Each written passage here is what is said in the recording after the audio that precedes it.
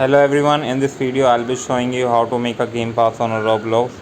So first of all you have to open a browser and search for roblox.com. So I'm using right now Chrome browser, and first of all it will take you to the login page where you have to log in with your username and password. Once you log in, it will take you to the home page. Now you have to tap on this three dot and make sure you have enabled the desktop side mode. Once you enable, you have to click on this create tab to create a game pass. Now to make a game pass, guys, you just need to tap on the by default experience. This green one will be in your experience, so just tap on it. Now tap on this menu button and choose the associate items. Now just tap on passes and tap on create a pass to create a game pass.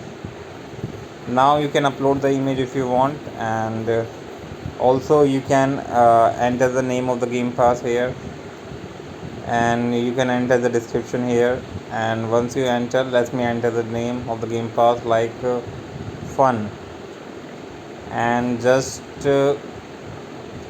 tap on this create pass to create a game pass.